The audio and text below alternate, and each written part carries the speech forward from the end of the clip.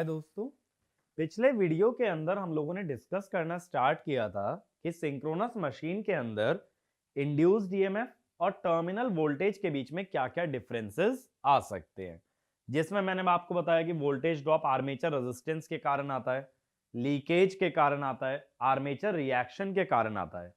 तो इस वीडियो में हम वहीं से कंटिन्यू करते हुए क्या देखेंगे कि सिंक्रोनस मशीन में केवीएल की इक्वेशन क्या बनेगी मोटर और जनरेटर के लिए, क्या उसका फेजर डायग्राम बनेगा और क्या उसके अंदर इक्विवेलेंट सर्किट बनेगा। ये सारा हमें कॉन्सेप्ट डिस्कस करना है इस लेक्चर के अंदर। तो इसके बेस पे जो भी सर्किट बेस्ड प्रॉब्लम होंगे सिंक्रोनस मशीन के, वो सभी आप लोग अटेम्प्ट कर पाओगे।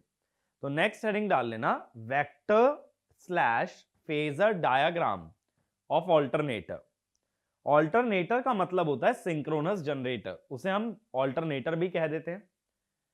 अब देखो, जो हमने फेजर डायग्राम पहले कवर किया था उसी से मैं स्टार्ट कर रहा हूं। सबसे पहले क्या करते हो, सबसे पहले फील्ड एमएमएफ का एक वेक्टर बनता है एफएफ, लेकिन सारे वेक्टर ऑफ फेजर किस में बनेंगे, इलेक्ट्रिकल एंगल में। फिर इससे 90 डिग्री लैगिंग हम बना लेते हैं एक ईएफ, ठीक है, थोड़ा सा नीचे बना लेते हैं ईएफ, ठीक है भाई। फिर इससे लैगिंग बना लो, लैगिंग पावर फैक्टर मान के आईए, कितना लैग, साई एंगल लैग। अब देखो, आईए के सेम फेज में दो फ्लक्सेस होंगे, एक फाई ए आर और एक फाई ए एल, लीकेज भी और आर्मेचर रिएक्शन भी। फ्लक्स से जो ईएमएफ बनता है वो 90 डिग्री लैग करता है, इसी वजह से ये होगा ई ए आर और ये होगा ई ए एल। अब अगर मैं कहूं कि मुझे ईएमएफ जानना है टोटल क्या होगा, तो फील्ड फ्लक्स की वजह से बन रहा है ईएफ और बाकी दो फ्लक्सेस की वजह से ई ए आर और ई ए एल। तो जैसे नेट फ्लक्स ऐड होता है ऐसे ही नेट ईएमएफ भी ऐड होगा। तो ये देखो, ये ई ए आर ले लिया, ईएफ में ई ए आर ऐड कर देने से बन जाता है ई आर, ई आर। अब ये ई आर कैसे बनता है, देखो, आईए के सेम फेज में होता है एफ ए आर, ठीक है, ये एफ ए आर आईए के पैरेलल बनता है, तो यहां से बनता है ये एफ आर। तो ये एफ आर और ई आर आपस में परपेंडिकुलर होते हैं। देखो, जैसे ई एफ और एफ एफ परपेंडिकुलर होते हैं, ऐसे ही एफ आर और ई आर भी परपेंडिकुलर। अब कौन सा ईएमएफ और ऐड करोगे, ई ए एल, लीकेज और ऐड करोगे, ये टोटल ईएमएफ हो गया। अब ईएमएफ में से आईए आरए सब्ट्रैक्ट करने पे ही हमें मिल सकता है वीटी।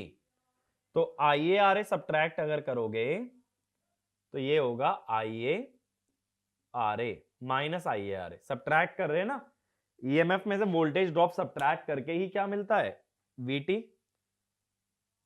तो ये आ गई आउटपुट वाली वोल्टेज वीटी।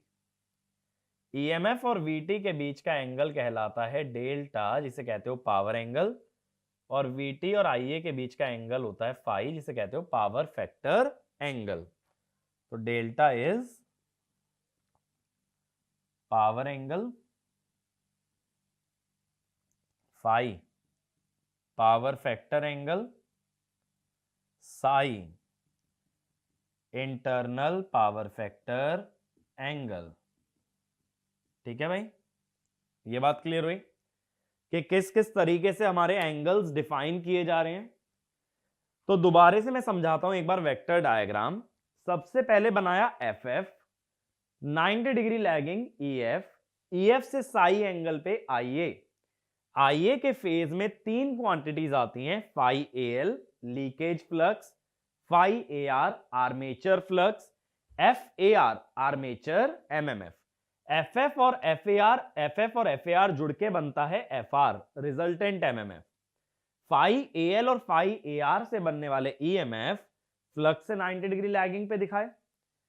अब EF और आर्मेचर रिएक्शन को ऐड करके बनता है रिजल्टेंट EMF। जैसे FF और FAR से बनता है FR, ऐसे ही EF और EAR से बनता है ER। उसमें लीकेज और IARA सब्ट्रैक्ट करके बन जाता है VT। ठीक है, VT और EMF के बीच का एंगल डेल्टा और फिर VT और IA के बीच का एंगल फाई। अब इक्वेशन कैसे लिखोगे, देखो VT कैसे लिखा जाएगा, 3 EMF ऐड हुए हैं, EF plus EAR plus EAL minus IARA। अब देखो ये जो EAR और EAL हैं, ये दोनों करंट से 90 डिग्री लैग कर रहे हैं, 90 डिग्री क्लॉकवाइज जा रहे हैं ना। तो 90 डिग्री लैग करने की वजह से हम कहते हैं EAR इज माइनस जे माने माइनस 90। IA के प्रोपोर्शनल भी होना चाहिए, इसलिए IA और प्रोपोर्शनैलिटी कांस्टेंट XAR। बात को समझो, जो भी EMF प्रोड्यूस होगा किसी फ्लक्स से, देखो ऐसे सोचो, IA ने बनाए दो फ्लक्स, लीकेज और आर्मेचर रिएक्शन। ये दोनों फ्लक्स IA के प्रोपोर्शनल हुए और इन फ्लक्स से बना ये EMF, तो EMF फ्लक्स के प्रोपोर्शनल हुआ, तो इनडायरेक्टली EMF IA के प्रोपोर्शनल बना, इसीलिए IA के प्रोपोर्शनल आएगा, माइनस जे से 90 का शिफ्ट आएगा और प्रोपोर्शनैलिटी कांस्टेंट है XAR। ऐसे ही EAL लिख दिया जाता है minus JIA XAL, same logic से। अब इस लॉजिक से अगर VT की इक्वेशन खोली जाए, EF minus JIA XAR minus JIA XAL minus IARA। अब ये जो दोनों J वाली टर्म्स हैं, इनको एक्चुअल में मर्ज कर देते हैं और ये यहां सारी फेजर क्वांटिटीज चल रही हैं। अब दोनों रिएक्टेंसेस मर्ज करके ओवरऑल रिएक्टेंस आ जाती है सिंक्रोनस मशीन की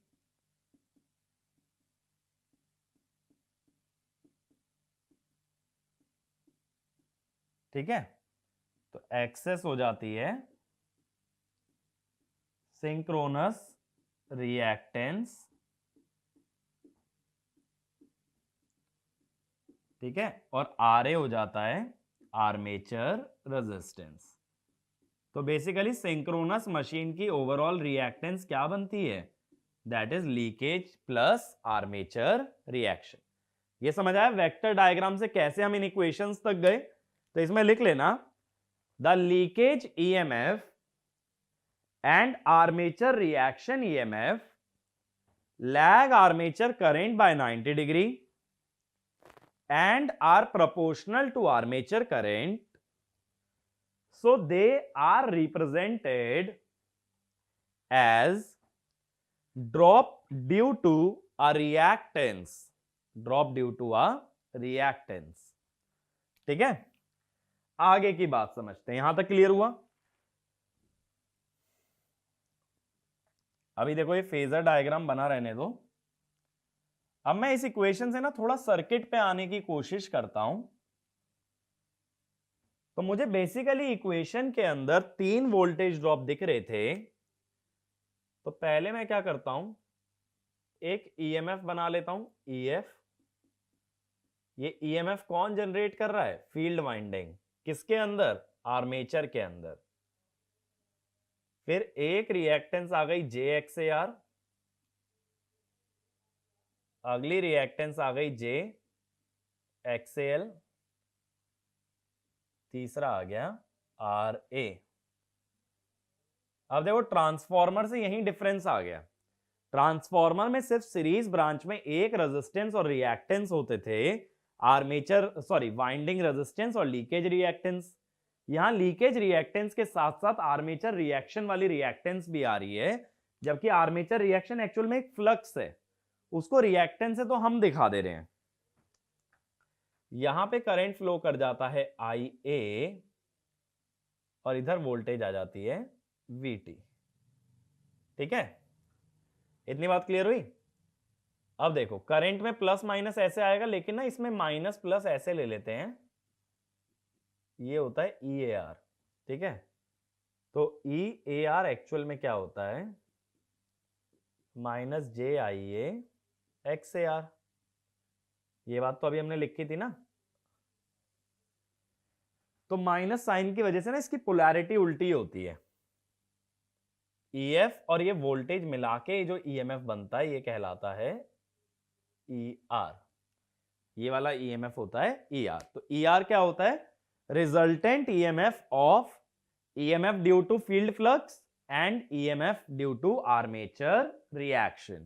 तो इसमें लिख लेना ER represents the resultant flux, sorry resultant EMF which is due to resultant flux of field winding and armature reaction।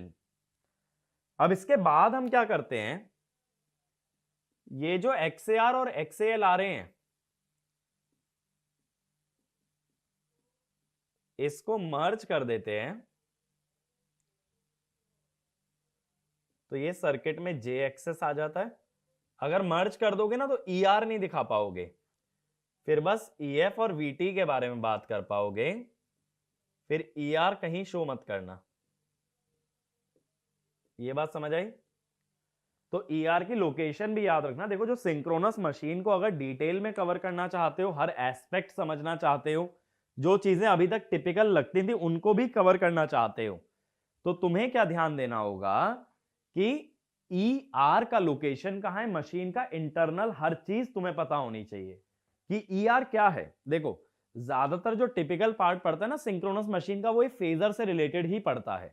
तो सबसे पहले ये ध्यान रखो, FF आया, उससे आर्मेचर वाइंडिंग में बनने वाला EMF EF आया। तो FF क्या था, जो MMF फील्ड वाइंडिंग ने बनाया, इससे EMF फील्ड वाइंडिंग में नहीं बना, EMF किस में बना, आर्मेचर में। फिर F क्यों लिखा, due to field winding. EF is the armature EMF due to field winding. इसके बाद IA आया, IA में दो फ्लक्स आए, phi-AL और phi-AR, उससे आया EAL और EAR, फिर EF और EAR को ऐड किया तो बना ER। बात क्लियर हुई। अब देखो इसके अंदर क्या होता है, ये जो सर्किट है इसमें ये जो इंपेडेंस आ रही है, एक इंपेडेंस आ रही है ना RA और J एक्सेस, तो हम इसे कहते हैं ZS। ZS is basically RA plus J XS, इसको कह देते हैं सिंक्रोनस इंपेडेंस। और इसको अगर पोलर फॉर्म में लिखा जाए तो लिख दिया जाता है mod ZS at an angle θS। ठीक है, और यहां पे क्या होता है, XS is much greater than RA। Synchronous machine में जनरली ऐसा होता है।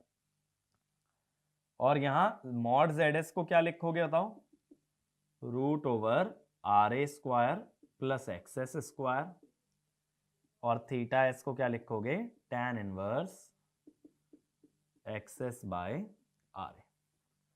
ठीक है। अब देखो जनरली क्या होता है कि इन तीनों में अगर पूरा सर्किट खोल के बनाओ तो तीन एलिमेंट्स हैं, RA, XAL और XAR। इन तीनों में सबसे बड़ा जो कंपोनेंट होता है वो XAR होता है। ठीक है, तो ये लिखना, out of the three elements RA, XAL, XAR, XAR is maximum. XAR is maximum.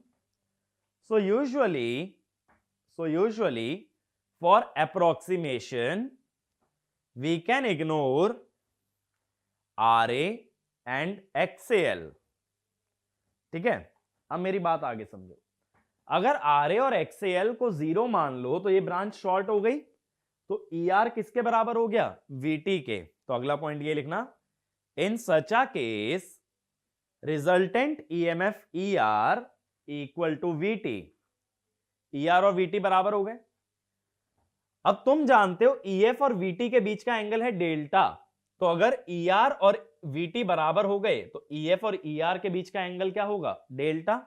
तो अगला पॉइंट यही लिखो, Since angle between EF and VT is delta, the angle between EF and ER will then become delta, due to which angle between FF and FR will also become delta.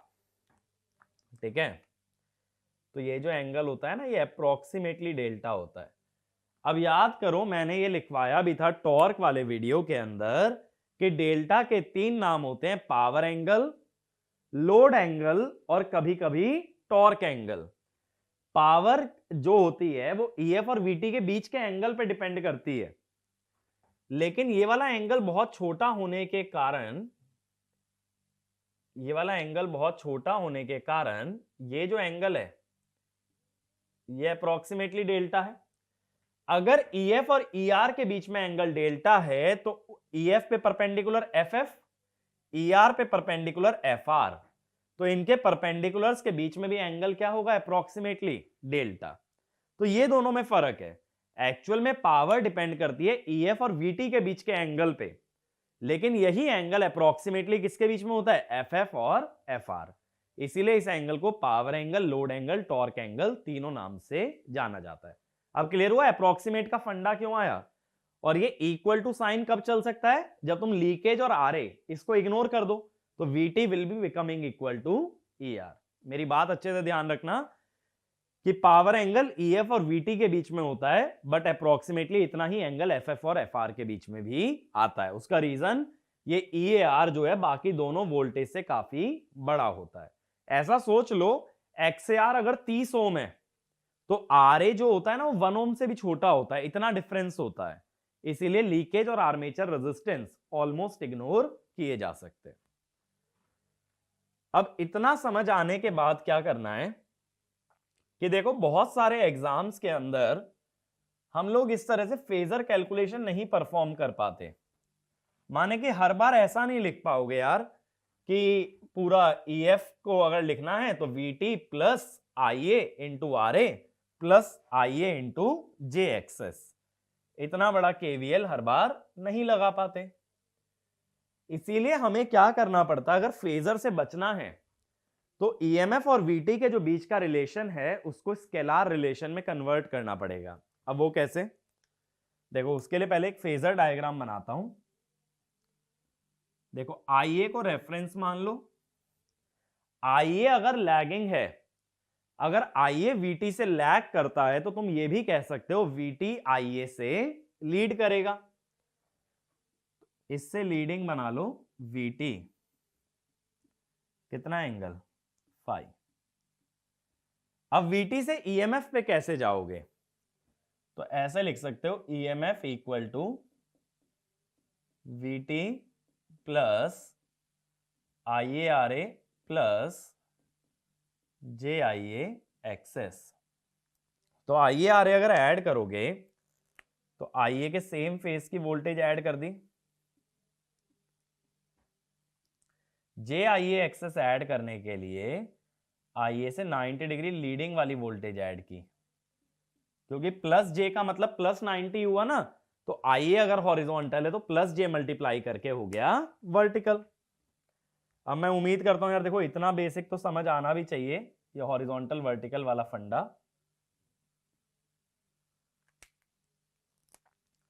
अब ये जो blue वाला phasor बना, ये किसका बन गया?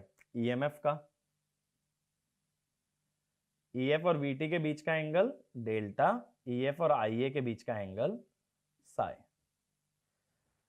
अब देखो, मुझे यहां ना 2 पैरामीटर चाहिए, EF और उसका एंगल साई. तो मैं क्या करता हूं, यहां पे ना इस तरह से हर चीज को 2 कंपोनेंट्स में तोड़ लेता हूं.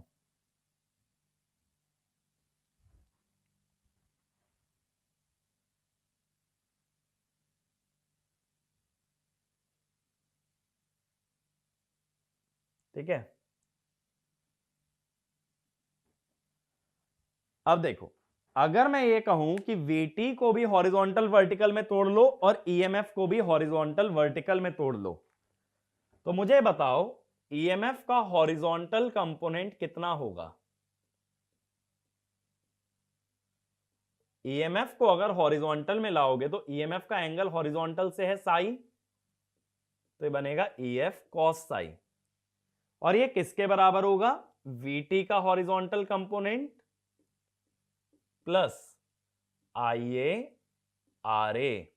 ठीक है, वीटी का हॉरिजॉन्टल कंपोनेंट देखो इतना आएगा, इसमें आईए आर ए और ऐड कर लो तो ये ईएमएफ का हॉरिजॉन्टल कंपोनेंट हो जाता है। देखो ऐसे ही वर्टिकल में सोचो इक्वेशन, अगर ईएमएफ का हॉरिजॉन्टल कंपोनेंट कॉस साई से आ रहा है तो वर्टिकल कंपोनेंट आएगा साइन साई। अब वीटी का वर्टिकल कितना होगा? वीटी साइन फाई प्लस ये और ऐड करोगे, कितना ऐड करोगे? आईए एक्सेस, वीटी साइन फाई, जे आईए एक्सेस मत कर देना। जब कंपोनेंट बेसिस में तोड़ रहे हो तो एंगल से कोई फर्क नहीं पड़ेगा, हमें सिर्फ क्या लेने पड़ेंगे? मैग्नीट्यूड्स। अब ये दोनों इक्वेशन आने के बाद क्या कर सकते हो? स्क्वायर करके ऐड कर लो। स्क्वायर करके ऐड करोगे तो sine square psi plus cos square psi हो जाएगा 1, और ये बच जाएगा VT cos phi plus IA R A का square, VT sine phi plus IA XS का होल स्क्वायर। तो जो ईएमएफ बनेगा VT cos phi plus IA R A, VT sine phi plus IA XS square under root. ठीक है, ये EMF आ गया। अब ये ईएमएफ जब हमारे पास आ गया, दूसरा पैरामीटर क्या कर सकते हो? इन दोनों का रेशो ले लो, सेकंड और फर्स्ट का। सेकंड अपॉन फर्स्ट बना tan psi which is VT sine phi plus IA XS upon VT cos phi plus IA R A. तो ये दो इक्वेशन हमारे पास आ जाती हैं जिससे ईएमएफ का एंगल भी डिराइव हो सकता है और साथ साथ ईएमएफ का मैग्नीट्यूड भी। और इस इक्वेशन से फायदा ये होता है कि हमें कभी भी फेजर की जरूरत नहीं पड़ेगी और एक इक्वेशन फिगर देख के लिख सकते हो, that psi equal to delta plus phi. ठीक है, ये बात क्लियर हुई भाई? ठीक है ना? तो एक तरीका ये है कि सर्किट देख के फेजर लगा लो, या एक तरीका ये है ये स्केलर इक्वेशन का यूज कर लो जिसमें कहीं भी किसी एंगल की जरूरत नहीं है, सारा इक्वेशन जो है स्केलर वैल्यूज में विदाउट एनी एंगल। ठीक है, तो ये दो तरीके हो सकते हैं। अब ये तो हमें क्लैरिटी मिल गई ऑल्टरनेटर की। अब सेम वे में नेक्स्ट लिखना सिलेंड्रिकल रोटर सिंक्रोनस मोटर। ठीक है, सिलेंड्रिकल रोटर सिंक्रोनस मोटर कि सेम काम सिंक्रोनस मोटर से कैसे होगा, कैसे सेम फेजर डायग्राम बनाएंगे और ऐसे ही कैसे सेम एनालिसिस परफॉर्म कर सकते हैं। तो पूरा का पूरा एनालिसिस मैं रिपीट करने वाला हूं, ध्यान से समझना। अब देखो सिंक्रोनस मोटर में क्या करोगे, अगेन दोबारा वहीं से शुरू करते हैं। सबसे पहले बना लिया भाई एफएफ, इससे 90 डिग्री लैगिंग ईएफ, इससे लैगिंग आईए एट एन एंगल साई। ठीक है, आईए के सेम फेज में बनाया हमने एफ ए आर और रिजल्टेंट क्या बना, रिजल्टेंट बना, सॉरी इसमें क्या गड़बड़ हो जाएगी कि मोटर है, जब ये मोटर है तो आईए के सेम फेज में कुछ भी नहीं बनने वाला बल्कि आईए से अपोजिट ही बनेगा। जैसे phi A R, phi A L और इधर भी F A R. F A R और एफ एफ के एडिशन से ये बनेगा एफ आर। अब देखो मैंने ये बताया था ना, मोटर के फेजर में क्या चेंज करना पड़ता है कि मोटर में करंट की डायरेक्शन रिवर्स हो जाती है। उसके लिए करंट के फेजर को रिवर्स नहीं करते, बल्कि करंट से बनने वाली मैग्नेटिक फील्ड या मैग्नेटिक क्वांटिटीज को रिवर्स कर देते हैं। तो मैंने लीकेज और आर्मेचर रिएक्शन फ्लक्स को रिवर्स कर दिया, और मैंने आर्मेचर एमएमएफ को भी रिवर्स कर दिया। अब ये जो दोनों फ्लक्सेस हैं, ईएमएफ इनसे 90 डिग्री लैगिंग बनता है। ठीक है, ये 90 डिग्री हो गया, तो ये ई ए आर और इसी फेज में ई ए एल। अब ईएमएफ में जब ई ए आर ऐड कर दोगे तो क्या मिल जाएगा? ई आर बनता है ना, हमें पता है ई एफ और ई ए आर के सम से ई आर बनता है, और ये जो ई आर है ना, ये एफ आर के परपेंडिकुलर होता है। अब इसी के सेम फेज में ऐड करोगे ई ए एल, और फिर ईएमएफ में ऐड किया जाता है आई A R A. I A R ए, क्योंकि ईएमएफ में ऐड करके तो वोल्टेज वीटी मिलेगा। मोटर अगर है तो VT should be greater than EMF, तो ये वीटी आ गया। तो ईएमएफ में ना सब कुछ ऐड करना है, ये ध्यान रखना। जैसे जनरेटर में आईएआरए सब्ट्रैक्ट हुआ था, मोटर में आईएआरए ऐड होगा। और ये तो डीसी मशीन से भी सोच सकते हो। डीसी मशीन में जनरेटर में ईएमएफ होता है या वीटी होता है, ईएमएफ माइनस आईएआर, वीटी होता है ईएमएफ माइनस आईएआरए, और मोटर में वीटी होता है ईएमएफ प्लस आईएआरए। तो ये दोनों में डिफरेंस आया। अब देखो इसके अंदर क्या हुआ, अगर हम वीटी की बात करें, वीटी कैसे लिखोगे? ईएमएफ के अंदर दो ईएमएफ ऐड हुए हैं,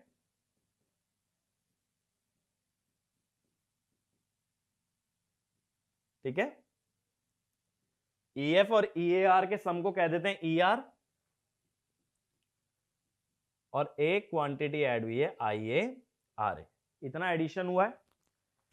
अब देखो ये जो दोनों ईएमएफ आए हैं, ईएआर और ईएएल, ये करंट से 90 डिग्री लीड कर रहे हैं। तो हम ये कह देते हैं जो ईएआर है, ये करंट से 90 डिग्री लीड करने की वजह से प्लस जे, करंट के प्रोपोर्शनल होने की वजह से आईए, प्रोपोर्शनैलिटी कांस्टेंट एक्सएआर। जनरेटर में ये करंट से लैग कर रहे थे, इसलिए माइनस जे लगाया था। मोटर में करंट से लीड कर रहे हैं तो प्लस जे। फिर E A L j I A, same logic से एक्स ए एल। तो अब वीटी क्या आ जाएगा? E F plus j I A X A R plus j I A X A L plus I A R A. अब ये जे I ए वाली terms को जोड़ लिया जाता है,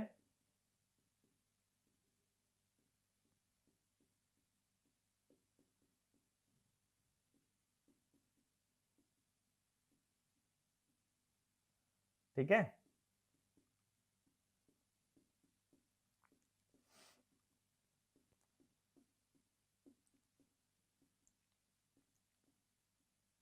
ये बन गया। अब देखो सेम इक्वेशन बन गई, बस ईएमएफ में से सब्ट्रैक्ट होने की जगह टर्म्स ऐड हो गई। अब जैसे ये वाली इक्वेशन अगर देखें वीटी की, तो वीटी में क्या है? ईएमएफ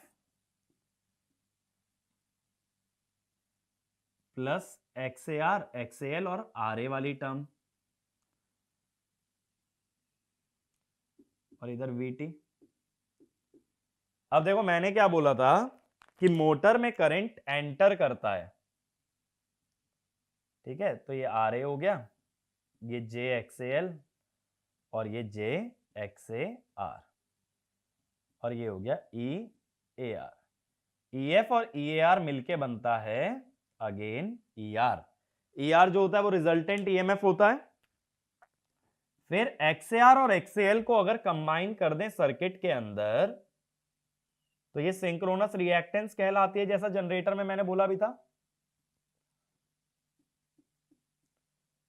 और इधर बचता है आर्मेचर रेजिस्टेंस। और हमने ये भी बोला था साथ साथ कि आरए और एक्सेस मिलके बनाता है सिंक्रोनस इंपीडेंस। ठीक है ना? तो हम कहते हैं ZS यानी RA plus JXS is actually mod ZS at an angle theta S, where mod ZS is root over RA square plus XS square. Theta S is tan inverse XS over RA. ठीक है? तो ये सारी terminology same रहती है, even circuit भी same है motor और जनरेटर का, बस जनरेटर के अंदर करंट लीविंग दिखाया जाता है VT के पॉजिटिव टर्मिनल से, और वहीं मोटर के अंदर यही करंट एंटरिंग दिखाना होता है। इतना ही तो डिफरेंस आया। ठीक है? और देखो आगे तक याद जो भी चीज रखोगे उसमें इतना बड़ा फेजर डायग्राम, वेक्टर डायग्राम की जरूरत ही नहीं पड़ती है। हम लोग जो भी फेजर या वेक्टर डायग्राम बनाएंगे वो सर्किट के बेसिस पे बनाएंगे, लेकिन फिर भी मैं एक्सप्लेन कर देता हूं कि वेक्टर डायग्राम में हमने चेंजेस क्या परफॉर्म किए हैं। हमने सबसे पहले बनाया FF, उससे 90 डिग्री बना EMF, उससे साई एंगल पे बना IA। लेकिन अब जितने भी मैग्नेटिक क्वांटिटीज होंगे उनको रिवर्स करोगे, फाई AR, फाई AL और FAR। FF और FAR से बनता है FR। फाई AR के 90 डिग्री लैगिंग आता है EAR, फाई AL से 90 डिग्री लैगिंग आता है EAL। EF और EAR ऐड करके बनता है ER, उसमें EAL ऐड करते हैं और IARA ऐड करते हैं तो बनता है VT। और जैसा मैंने बताया ये चीज डीसी मशीन से हम जानते हैं कि मोटर के केस में VT में IARA ऐड करना पड़ता है, जनरेटर में VT निकालने के लिए IARA सब्ट्रैक्ट करना पड़ता है। अब अगेन देखो, जैसे पहले अभी हमने EMF की इक्वेशन निकाली थी स्केलार, सेम इक्वेशन मुझे किसके लिए चाहिए? मोटर के लिए चाहिए। सेम इक्वेशन अगर मोटर के लिए चाहिए तो मोटर में भी सेम तरह का फेजर डायग्राम बनाना पड़ेगा, तभी वो इक्वेशन मिल पाएगी।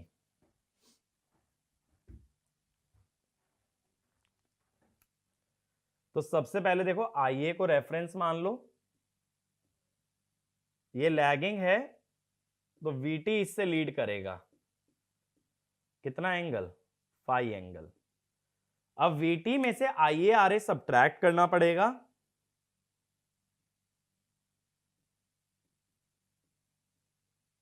ठीक है? थोड़ा छोटा बना लो इसे क्योंकि RA की वैल्यू बहुत छोटी रहती है। और सेम वे में देखो, यहां पे अगर ये EMF है तो इस सर्किट में लिख सकते हो EMF is VT minus the voltage drop, minus JIA XS का मतलब है माइनस JRA यानी माइनस 90। ठीक है? ब्रेक। ये वाला पोर्शन काट देना। अब यहां से अगर इसे जोड़ोगे तो ये बन जाएगा EF। ठीक है? EF और IA के बीच का एंगल साई, VT और EF के बीच का एंगल डेल्टा। अब अगेन देखो, अगर तुम्हें फिर से EMF और साई की वैल्यूज चाहिए तो अगेन दो काम करेंगे कि एक तो हॉरिजॉन्टल कंपोनेंट देखेंगे और एक वर्टिकल कंपोनेंट। अब देखो फिर से हॉरिजॉन्टल कंपोनेंट की पहले मैं बात कर रहा हूं। हॉरिजॉन्टल देखो EF का कितना है? EF का हॉरिजॉन्टल से एंगल है साई तो बना EF cos साई। VT का कितना है? VT cos phi. उसमें से छोटी सी वैल्यू सब्ट्रैक्ट की है क्योंकि लेफ्ट में गए हैं IARA। ऐसी वर्टिकल की बात करो, हॉरिजॉन्टल से एंगल साई है तो वर्टिकल साइन साई, VT का वर्टिकल VT साइन फाई, और डाउन गए हो IA एक्सेस तो माइनस IA एक्सेस। दोनों को अगर स्क्वायर करके ऐड कर लो, फिर स्क्वायर रूट ले लो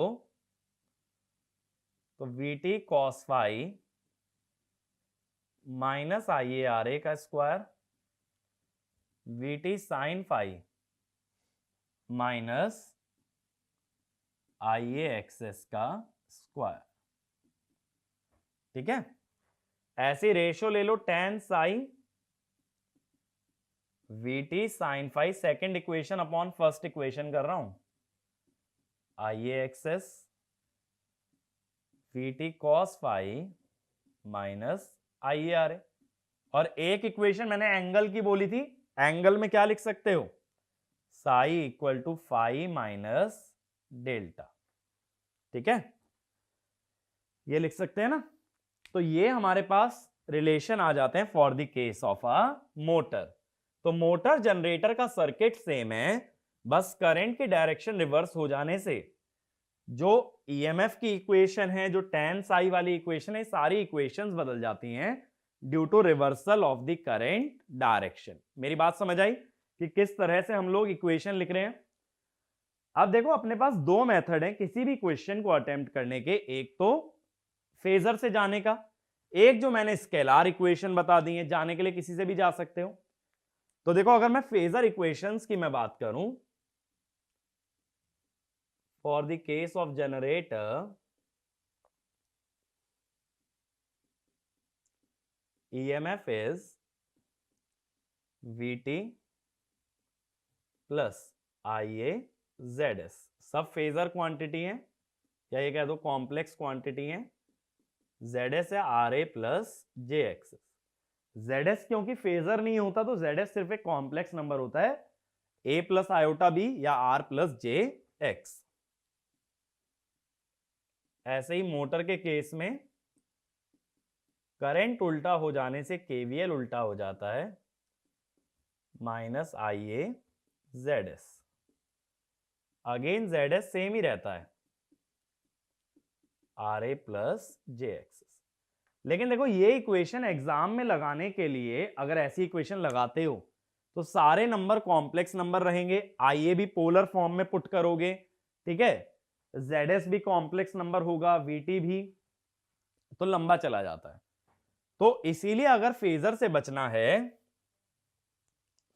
तो समरी करके हेडिंग डालना, किस तरह से स्केलार इक्वेशन से ही काम चला सकते हो। अब ये जो मैं आगे समरी बताने वाला हूं ना, ये बहुत अच्छे से ध्यान रखना, ये तुम्हारा काम बहुत आसान कर देगी एग्जाम के अंदर। समरी,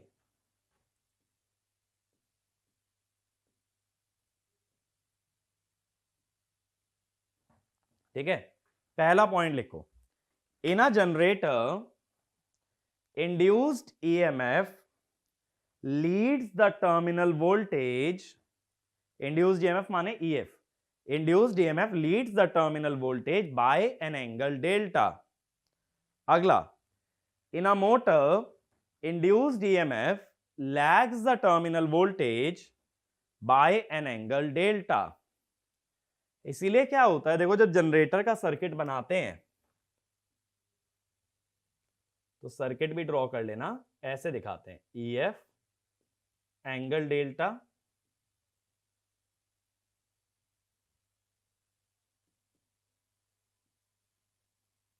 ये होता है JXS, ये RA, ये IA, VT एंगल 0, VT को अगर रेफरेंस मानो। दूसरा सर्किट मोटर का, इसके साथ मोटर करके लिख लेना, EF angle minus delta, RA sorry JXS RA। ऐसा मत सोचना कि पहले JXS बनाना कंपलसरी है, बनाने को RA भी बना सकते हो, सीरीज में है तो दोनों एलिमेंट एक्सचेंज भी हो सकते हैं।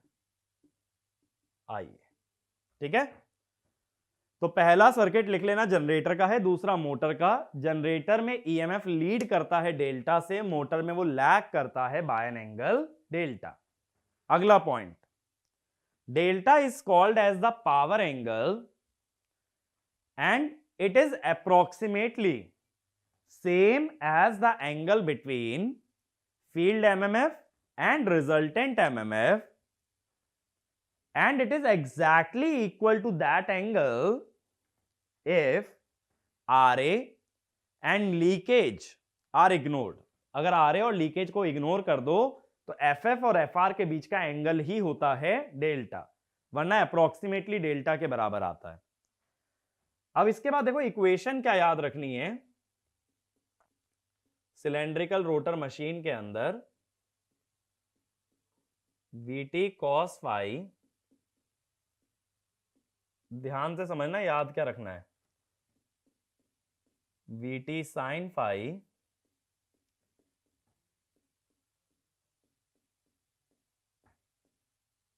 एक ये इक्वेशन याद रखोगे।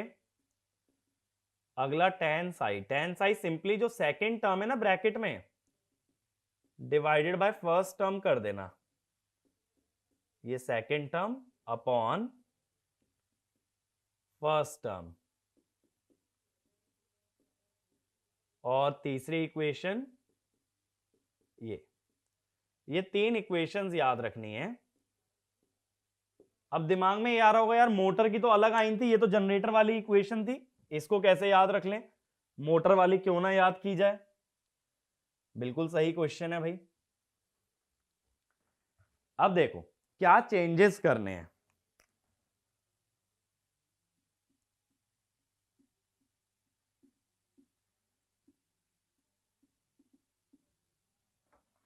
देखना, अगर ऐसा लिखते हो, मान लो क्वेश्चन है 50 एम्पियर 0.8 लैग, तो यहां 50 एम्पियर ही पुट होगा और 5 पुट किया जाएगा 36.86, यहां -50 एम्पियर पुट होगा और 5 पुट होगा 36.86। 50 एम्पियर 0.8 लीड, यहां 50 एम्पियर पुट होगा लेकिन एंगल होगा -36.86, यहां -50 एम्पियर पुट होगा और एंगल होगा -36.86। इसका लॉजिक भी समझा देता हूं कि देखो क्या है, हमने इक्वेशन जनरेटर की लिखी है।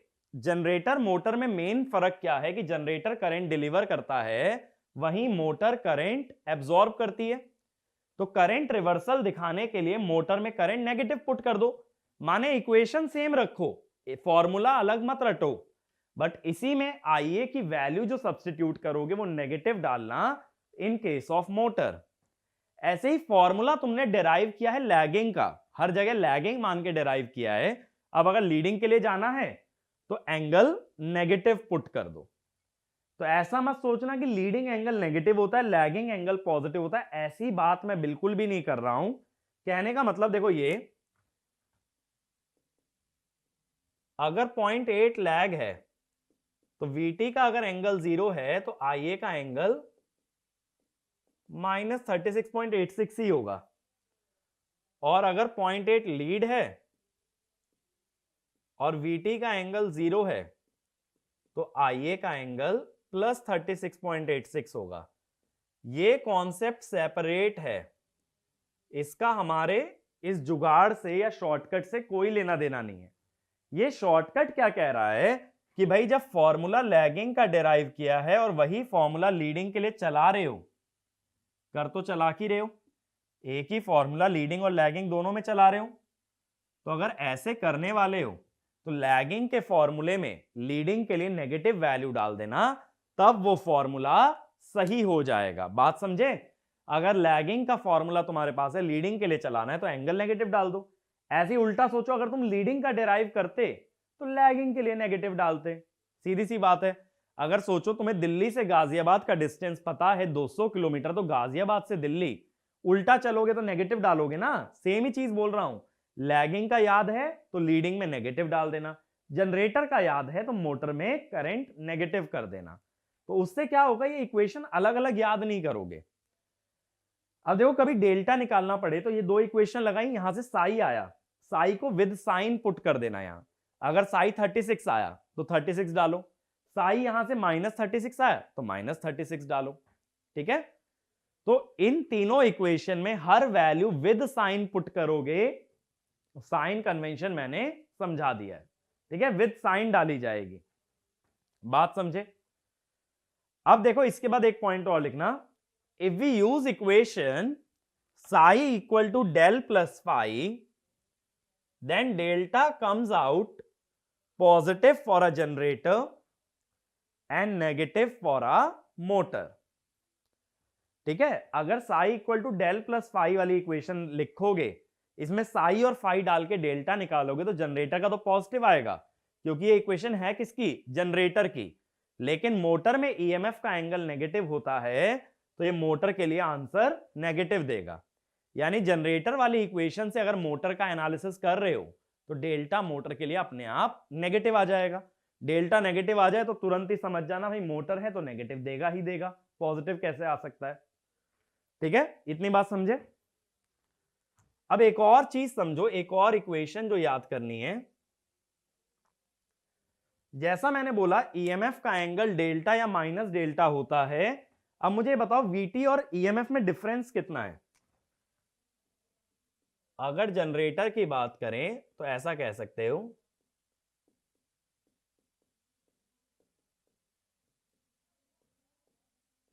और मोटर की अगर बात करें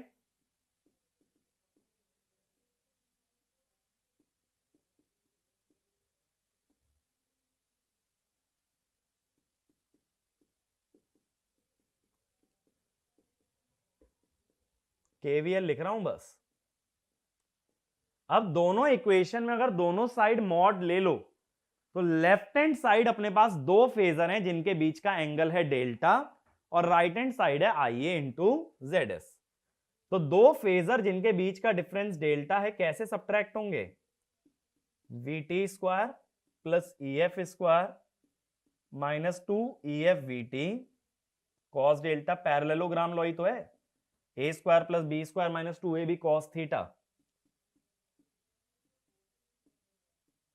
ठीक है, तो ये चौथी इक्वेशन है जो तुम्हें याद रखनी है। जनरेटर मोटर के लिए सेम है, क्योंकि जब दो फेजर सब्ट्रैक्ट हो रहे हैं जिनके बीच का एंगल डेल्टा है तो वैल्यू यही बनने वाली है। ठीक है, इसको कह देते हैं वोल्टेज ड्रॉप इक्वेशन।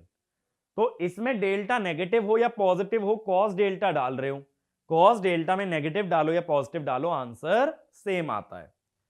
अब इसके बाद एक पॉइंट टू रिमेंबर लिख लेना जो कि बहुत इंपॉर्टेंट है, याद रखना। All these equations must be applied पर फेज, मस्ट बी अप्लाइड पर फेज। यानी लाइन टू लाइन वोल्टेज मत ले लेना और लाइन करंट मत ले लेना। करंट यूज करोगे पर फेज, वोल्टेज भी यूज करोगे पर फेज। इसीलिए इस तरह के क्वेश्चन सॉल्व करते हुए स्टार और डेल्टा इस चीज का खास ध्यान रखना है, क्योंकि तुरंत गलती हो जाती है स्टार डेल्टा की वजह से लाइन और फेज में। ठीक है, तो इसके आगे लिख भी लेना, make sure to read the connection correctly star और डेल्टा। तो ये चार इक्वेशन अगर याद रखते हो सिंक्रोनस में ना तो फेजर लगेगा, और दूसरी बात मोटर जनरेटर लीड लैग अलग अलग याद नहीं करना पड़ेगा, बहुत बच्चे अलग अलग रखते हैं। तुम बस ये जनरेटर की इक्वेशन याद रखो, मोटर के केस में करंट नेगेटिव और लीडिंग के केस में एंगल नेगेटिव, बस इतना ध्यान रखो। ठीक है, तो ये बहुत अच्छे से भले ही एक बार और इस वीडियो को देख करके रिवाइज कर लेना, तब आगे बढ़ना, क्योंकि सिंक्रोनस के बहुत सारे न्यूमेरिकल इस कॉन्सेप्ट पे फ्रेम होते हैं, और इसी कॉन्सेप्ट का मैं दोबारा यूज करूंगा जब सेलिएंट पोल में जाऊंगा। यही डेरिवेशन दोबारा यूज कर लेंगे तो तुम्हें ज्यादा नए फॉर्मूले याद ही नहीं करने पड़ेंगे, काफी चीजें यहीं तक रहेंगी। ठीक है, तो आगे की बातें आगे कवर करेंगे। अब हमारे पास सर्किट क्लियर है, हमारे पास ईएमएफ इक्वेशन आ चुकी है, केवीएल इक्वेशन आ चुकी है। बस ध्यान ये रखना कि पर फेज लगती है, लाइन टू लाइन नहीं लगती। तो यहां तक इस लेक्चर को वाइंड अप करते हैं, आगे के कॉन्सेप्ट नेक्स्ट वीडियो में। Thank you.